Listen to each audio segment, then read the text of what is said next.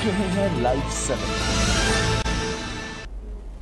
नमस्कार, लाइव 7 विशेष में आपका स्वागत है। मैं हूं ज्ञान रंजन। दोस्तों, एक और जेटेट में जो भाषा को लेकर के विवाद चला है उस पर संग्राम छिड़ा हुआ है, वहीं भाजपा को आखिर क्यों खटक रहे हैं टाइगर जयराम।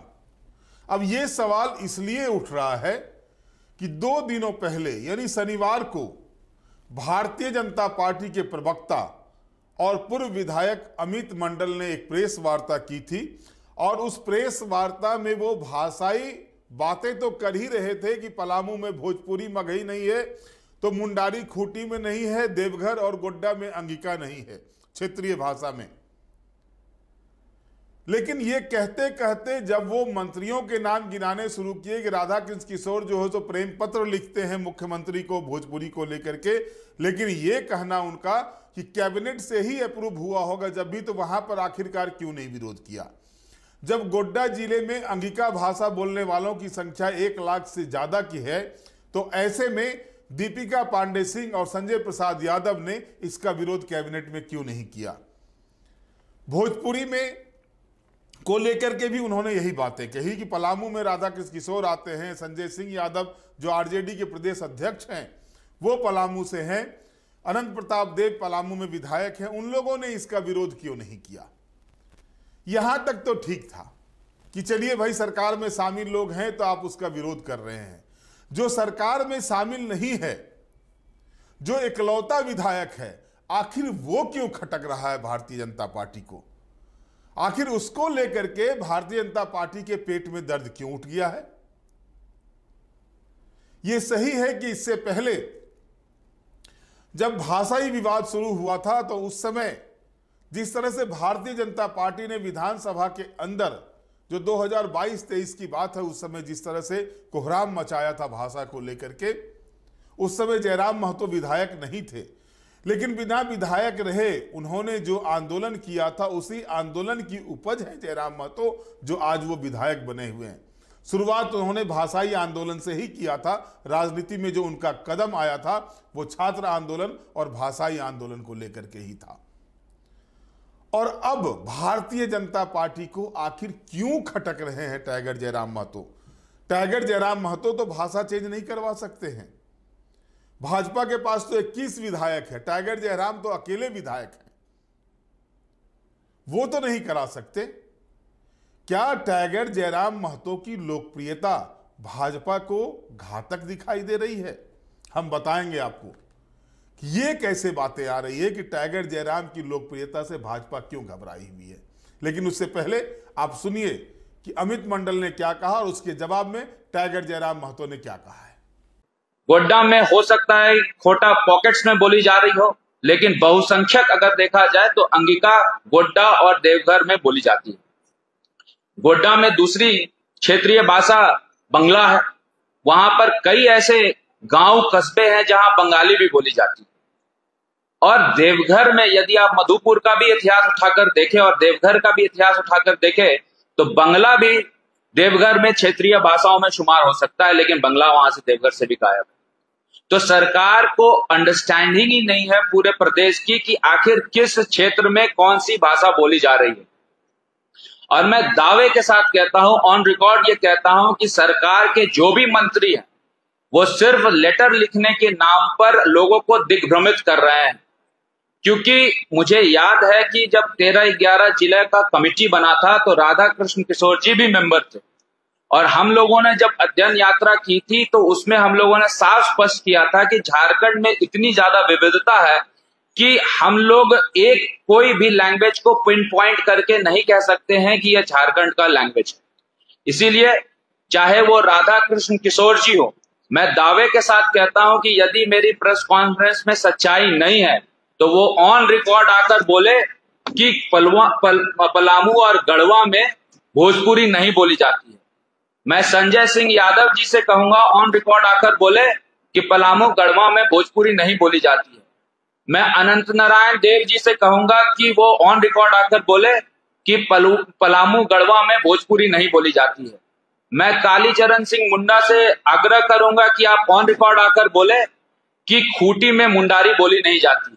मैं दीपिका पांडे सिंह जी से ऑन रिकॉर्ड आकर कहूंगा बोलने कि गोड्डा में अंगिका बोली नहीं जाती है। मैं प्रदीप यादव जी से ऑन रिकॉर्ड कहूंगा आकर बोलने कि गोड्डा में अंगिका नहीं बोली जाती है। मैं संजय यादव जी से ऑन रिकॉर्ड कहूंगा आकर बोलने, जो बांका के मंत्री हैं, झारखंड के मंत्री कम है, कि ऑन रिकॉर्ड आकर बोले कि गोड्डा में अंगिका नहीं बोली जाती है। जब इतने मंत्री, इतने विधायक ये नहीं कह सकते हैं कि भोजपुरी और अंगिका जो नियमावली, जेटेट की नियमावली है वो ठीक बनी है, तो फिर अपने सरकार को इन्होंने इन बातों से अवगत क्यों नहीं कराया। और आपके जानकारी के लिए मैं कह दूं कि जो भी नियमावली बनती है, जो भी नियम बनती है, तो सबसे पहले वो कैबिनेट जाती है, और जब वो कैबिनेट जाती है तो कैबिनेट के अनुशंसा के बाद ही वो नियम सार्वजनिक होती है। तो जब वो कैबिनेट ये प्रस्ताव गया होगा तो क्या उस समय दीपिका पांडे सिंह जी को अंगिका के नाम पर आपत्ति नहीं दर्ज करना चाहिए?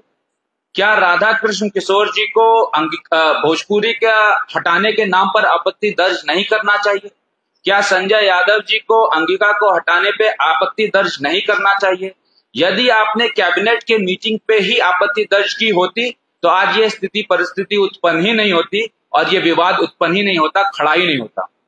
वहीं मैं ये भी कहना चाहूंगा कि गोड्डा में यदि कुरमाली हट जाता है तो ये जेबीकेएसएस जो कि चीख के 2020-21 में धनबाद और बोकारो में आंदोलन कर रहा था, क्यों नहीं आप अभी मुखर होकर गोड्डा से कुरमाली को हटाने का विरोध कर रहे हैं? क्यों आप सरकार के पिट्ठू बन गए हैं और सरकार की सब नीतियों में आप हाँ में हाँ मिला रहे हैं? मुझे तो लगा कि सबसे पहले जेबीकेएसएस को ही आंदोलन शुरू करना चाहिए था, कुरमाली को गोड्डा से हटा दिया गया तो इसके लिए संघर्ष तो शुरू हो जाना चाहिए था। लेकिन आज जेबीकेएसएस, उनके विधायक शांत हैं, जो ये दर्शाता है कि कहीं ना कहीं एन केन प्रकारे जेबीकेएसएस का मकसद जेएमएम महागठबंधन को फायदा पहुंचाना। वहीं आप चीजों को और एनालिसिस कीजिएगा, इन डेप्थ जाइएगा, तो ये भाषा विवाद उत्पन्न करने का मेन वजह क्या है ये आपको समझना होगा। दोस्तों, जैसा आप जान रहे हैं कि झारखंड की अर्थव्यवस्था चरमराई हुई है और मैया सम्मान योजना के द्वारा जो राशि बांटा जा रहा है, सरकार को आने वाले समय में विकास की योजनाओं को, अपने कर्मियों को वेतन के भुगतान में दिक्कत, परेशानियां, कठिनाइयां होने वाली है। और इसी को देखते हुए सरकार इस स्थिति में नहीं है कि आने वाले समय में सरकारी नौकरियां यहाँ के युवाओं को दे। जेटेट की जो परीक्षा नियमावली बनी है, रामदास सोरेन जी कभी उसको बोलते हैं वो शुरू होने वाला है, कभी डेट को कैंसिल करते हैं, फिर नई डेट के बारे में जिक्र करते हैं। तो ये सारा का सारा असमंजस ये बता रहा है कि सरकार नौकरी देने के लिए तैयार नहीं है। और सरकार जब नौकरी देने के लिए तैयार नहीं है तो सरकार इस तरह के विवाद में जानबूझकर पड़ना चाह रही है ताकि कल की डेट में कोई भी कोर्ट जाए और नियमावली पे फिर सवालिया निशान खड़ा हो जाए और जो नियुक्ति नौकरियां आने वाली है उस पे ग्रहण लग जाए। ये सरकार की मंशा है। और आपको याद होगा कि ये सरकार जानबूझकर चीजों को गलत और दिग्भ्रमित करने का कार्य करती है। जेटेट की नियमावली 2013 और 2016 में भी एडवर्टीजमेंट निकला था, और जेटेट की नियमावली में अगर आप 13 और 16 का एडवर्टीजमेंट देखेंगे तो उसमें अंगिका की क्षेत्रीय भाषा में उस समय थी। अब सरकार को बताना चाहिए कि 13-16 में यदि अंगिका जेटेट की नियमावली में थी तो 2024-25 की नियमावली में अंगिका को अचानक से क्यों हटा दिया गया? ये सरकार को स्पष्ट करना होगा कि इन सब सारे बिंदुओं में सरकार का स्टैंड क्या है। तो अगर हम जेएमएम की बी टीम थे तो जाहिर सी बात है हम तो उभर के इसी सरकार की विरोध में आए हैं। तो ये उनका भारी भूल है अमित जी का। उनको अपने जानकारी को सुस्पष्ट करना चाहिए और उनको भी ख्याल रखना चाहिए कि अपोजिशन में वे लोग बैठे हैं, उनकी एक बहुत बड़ी विधायकों की संख्या 21 के आसपास है। तो इस लिहाज से उनको केवल उस पल का इंतजार नहीं करना चाहिए जब इस राज्य में हिंदू मुस्लिम, इंडिया पाकिस्तान जैसे विषय आएंगे। कम से कम ज्वलंत मुद्दों पर, राज्य के हितार्थ के मुद्दों पर उन्हें भी कम से कम सामने आकर सामना करना चाहिए। वो तो उस समय मौन रहते हैं। तो फिर किस, आज राज्य आपने सबसे ज़्यादा समय तक चलाया है, कई वर्षों तक नहीं, हमको लगता है दशकों तक अपने राज्य को चलाया है। उसके बावजूद अगर आप एक दल की पार्टी की अगर आलोचना करते हैं तो आप अपनी राजनीतिक सूचिता का परिचय दे रहे हैं कि आपकी राजनीतिक सूचिता कहाँ है। वहाँ कुड़माली भाषा भाषियों की आबादी अच्छी खासी है और निसंदेह वहाँ गोड्डा में कुड़माली भाषा को स्थान मिलना चाहिए, निसंदेह वहाँ मिलना चाहिए। बहुत बड़ी आबादी है कुड़माली बोलने वालों की। लगता है कि जो लोग इस राज्य को नीति नियम बनाकर दे रहे हैं पर्दे के पीछे से, वास्तव में नियम बनाने का अधिकार तो विधायिका के पास है, लेकिन उनको एक ड्राफ्ट बनाकर उनके जो IAS है वो देते हैं। वो इस राज्य के नहीं है, सुस्पष्ट कहना चाहेंगे। वह उत्तर प्रदेश बिहार से विशेषकर ज़्यादातर ताल्लुकात रखते हैं, तो उनको इस राज्य की समझ नहीं है, ना इस राज्य की भौगोलिक दशा को जानते हैं, ना यहाँ इस राज्य की वो व्यवस्थाओं को जानते हैं, ना परंपराओं को जानते हैं। तो वो नीति नियम वो क्लियर ही नहीं कर पा रहे हैं कि ये जो भाषा को अब लेकर आ रहे हो कैसे लेके आएंगे। सवाल नहीं है, सरकार जानती है कि उनके पास एक तगड़ा समीकरण है चुनाव जीतने का, वो मनमानी कर रही है। आज लाखों विरोध के बावजूद सिरम टोली को आप चालू करते हैं, आदिवासी मान्यताओं की, आदिवासी आस्थाओं की ताक को ध्यान ना रखते हुए आप आगे बढ़ जाते हैं। तो ये चीज़ें तो स्पष्ट है कि सरकार कहीं ना कहीं इस राज्य के लिए दिखाने का उनका दांत अलग है, खाने का अलग दांत है, उसी व्यवहार के साथ काम कर रही है। वो उठाएंगे और 1 महीना में सदन भी चलेगा, उस सदन में भी बात होगी, सड़क में भी बात होगी, उसकी हम लोग स्ट्रेटजी तैयार। तो अभी आपने सुना कि मंत्रियों के भी नाम लिए अमित मंडल ने कि भाई राधाकृष्ण किशोर पत्र लिखते हैं। इससे पहले मिथिलेश ठाकुर मंत्री थे, उन्होंने भी पत्र लिखा था सरकार को भोजपुरी को लेकर के, अंगिका को लेकर के। तो बातें यहां तक तो समझ में आ रही थी, लेकिन अब उस बात पे हम आते हैं कि आखिरकार टाइगर जयराम महतो क्यों खटक रहे हैं भाजपा को। वजह साफ है दोस्तों, अगर आप विधानसभा चुनाव के परिणाम को देखेंगे तो उस परिणाम में पाएंगे कि भाजपा की अगर इज्जत बची 2024 के विधानसभा चुनाव में, तो इज्जत बचाने वाला प्रमंडल उत्तरी छोटा नागपुर प्रमंडल था। यानी उत्तरी छोटा नागपुर प्रमंडल में 12-13 सीटें भारतीय जनता पार्टी को नहीं आई होती तो ये 21 का भी आंकड़ा पहुंचने वाले नहीं थे।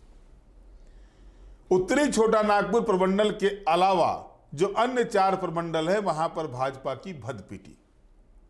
संथाल परगना में तो 1 सीट पर आके सिमट गए।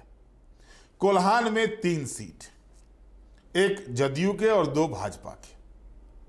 दक्षिणी छोटा नागपुर जो गढ़ हुआ करता था भारतीय जनता पार्टी का, यहां भी वो काफी पीछे रह गए महागठबंधन से। पलामू में भी स्थिति अच्छी रहती थी, वहां भी स्थिति खराब हो गई। अब बचा उत्तरी छोटा नागपुर प्रमंडल।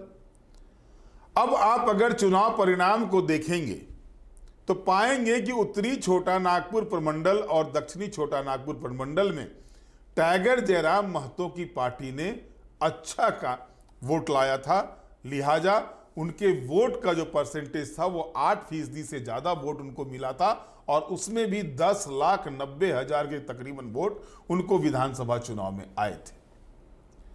भारतीय जनता पार्टी के हार के सीटों को अगर आप देखेंगे तो ये वोट लगता है उनको, चाहे वो भारतीय जनता पार्टी हो या फिर आजसू पार्टी हो, क्योंकि जयराम के आने से भारतीय जनता पार्टी को तो नुकसान हुआ ही हुआ, सबसे ज्यादा नुकसान आजसू पार्टी को हुआ था।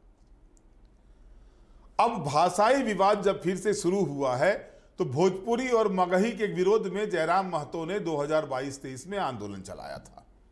भारी संख्या में छात्र उनके साथ जुड़े थे, और अब जबकि राज्य सरकार ने जो जेटेट का जो मामला आया हुआ भाषा को लेकर के, तो क्षेत्रीय भाषा में नागपुरी को रख दिया गया है पलामू प्रमंडल में, और गोड्डा में जो है सो वहां पर अंगिका और कुड़माली को नहीं रखा गया है। अब भारतीय जनता पार्टी को ऐसा लगता है कि चूंकि जयराम महतो कुड़मी जाति से आते हैं तो कुड़माली भाषा पर उनका पेटेंट हो गया है, तो वो गोड्डा में कुड़माली भाषा की आवाज क्यों नहीं उठा रहे हैं। तो भाई साहब, आप भी गोड्डा के विधायक रहे हैं, भारतीय जनता पार्टी वहां अच्छा परफॉर्मेंस की थी पहले के दिनों में, पूर्व में। उसके बाद वहां से लगातार 4 टर्म से निशिकांत दुबे सांसद हैं। तो इस स्थिति में जो है, जो स्थिति बन रही है, उस स्थिति में आप भी आवाज उठा सकते हैं। जयराम महतो अकेले हैं, आप 21 हैं, उनसे 20 विधायक ज्यादा। तो फिर इसमें जयराम महतो को लाने के पीछे की मंशा क्या है? मंशा साफ तौर पर है, भारतीय जनता पार्टी को लगता है कि टाइगर जयराम महतो जिस तरह से क्षेत्र में, अब कल की ही बात आप ले लें कि एक पंचायत सेवक की मौत होती है, उसके बाद से जो है वो जहर खा लेता है, भ्रष्टाचार के विरोध में उसकी जान जाती है, सुखराम संभवतः नाम था उनका, उसके बाद जिस तरह से जयगर जयराम महतो और उनकी पार्टी ने काम किया, वहां पर भारतीय जनता पार्टी नजर नहीं आई। आंसू के लोग एकाध नजर आए थे, वो भी चेहरा दिखाने गए थे, लेकिन जिस तरीके से टाइगर जयराम महतो ने काम किया तो जाहिर है उनकी लोकप्रियता बढ़ेगी वहां पर। अब उत्तरी छोटा नागपुर प्रमंडल जो गढ़ बना हुआ है भारतीय जनता पार्टी का, वो गढ़ उसके हाथ से जयराम महतो के कारण से न फिसल जाए, तो सरकार को लपेटते लपेटते भारतीय जनता पार्टी के नेता, भारतीय जनता पार्टी की प्रवक्ता अब जयराम महतो को भी लपेटना शुरू कर दिए हैं और यहां तक कह दिए सरकार से मिले हुए हैं। जयराम ने भी जवाब दिया है कि सरकार से लड़के ही तो वो विधायक बने हैं।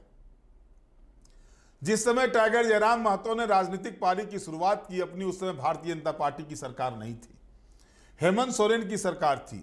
हेमंत सोरेन की नीतियों का ही विरोध करके वो जो है सो आज पॉलिटिक्स में आए हैं और विधायक बने हैं, ये सब कोई जान रहा है। 2019 में भारतीय जनता पार्टी की सरकार झारखंड से चली गई थी, बची, उसके बाद आई हेमंत सोरेन के नेतृत्व वाली सरकार, इंडिया गठबंधन की सरकार, और उस सरकार का ही विरोध किया था, चाहे वो भाषाई आंदोलन हो या 60-40 नए चलतों वाला आंदोलन हो, विस्थापन को लेकर आंदोलन हो या फिर नियोजन को लेकर के आंदोलन हो, स्थानीय नीति को लेकर आंदोलन हो, विस्थापन नीति को लेकर आंदोलन हो, नियोजन नीति को लेकर आंदोलन हो, ये सारे आंदोलन को लेकर के जयराम महतो आगे बढ़े थे। केस मुकदमे भी हुए, उसके बाद इस लड़के ने जिस तरह से अपने आप को आगे किया, कहावत है कि अकेला चना भार नहीं फोड़ता, लेकिन इन्होंने भार फोड़ के दिखाया। और अब भारतीय जनता पार्टी को यह अंदेशा है कि जो गढ़ उसका है, उत्तरी छोटा नागपुर का जो गढ़ है, उस गढ़ में कहीं सेंधमारी जयराम महतो न कर दे, और करे अगर उसको वो जीत नहीं भी पाता है तो कहीं उसके हाथ से, उसके कारण से उसको अन्य जो उसके जो मेन विरोधी हैं, चाहे वो महागठबंधन के ही क्यों ना हो, उसको फायदा ना हो जाए। और यही चीज जो है सो भारतीय जनता पार्टी को खार खाए जा रही है। अब सवाल यह उठता है कि भारतीय जनता पार्टी अपना आंदोलन सरकार के खिलाफ चला रही है या फिर जयराम महतो के खिलाफ। भारतीय जनता पार्टी जो रणनीति तैयार कर रही है, उस रणनीति में सरकार है या फिर जयराम महतो है। भाषाई आंदोलन जहां तक है, यह सच है कि भाषाई आंदोलन में जो मामले उभर कर सामने आ रहे हैं, उसमें कहीं ना कहीं लोगों के मन में हताशा निराशा है। अब खूंटी में अगर मुंडारी नहीं है तो जाहिर है कि वहां के लोगों के साथ अन्याय होगा। पलामू में अगर भोजपुरी और मगही नहीं है तो वहां पर बहुसंख्यक आबादी को परेशानी होगी। गोड्डा और देवघर में अंगिका भाषा को इग्नोर किया जाएगा तो वहां के लोगों को परेशानी होगी। लेकिन इस परेशानी का, इन परेशानियों का जवाब, इसका इलाज सरकार को करना है। ये इलाज जो है सो जयराम महतो नहीं कर सकते हैं। भारतीय जनता पार्टी को इन चीजों को समझना चाहिए और कोई भी स्टेप उठाने से पहले अगर विरोध के लिए विरोध किया जाता है या प्रेस कॉन्फ्रेंस में हमको कुछ कह देना है तो उसके पहले आकलन कर लेना चाहिए कि आखिर निर्णय कौन लेगा। सरकार निर्णय लेगी। टाइगर जयराम महतो ने साफ शब्दों में यह भी कह दिया है कि विधानसभा का जो मानसून सत्र आने वाला है, उस सत्र में वो इसका पुरजोर तरीके से विरोध करेंगे। गोड्डा में कुरमाली भाषा नहीं है तो उसका भी विरोध करेंगे, यह भी कहा है उन्होंने। तो भारतीय जनता पार्टी को तो जयराम महतो ने चुनौती दे दी अकेले रहते हुए भी। अब भारतीय जनता पार्टी का रुख क्या होता है इस मामले को लेकर के यह देखना होगा, या सिर्फ प्रेस कॉन्फ्रेंस करके इतिश्री हो जाएगा। बहरहाल आज के विशेष में इतना ही। आप हमारे साथ जुड़े रहें, हमें लाइक करें, सब्सक्राइब करें। बहुत बहुत धन्यवाद। नमस्कार।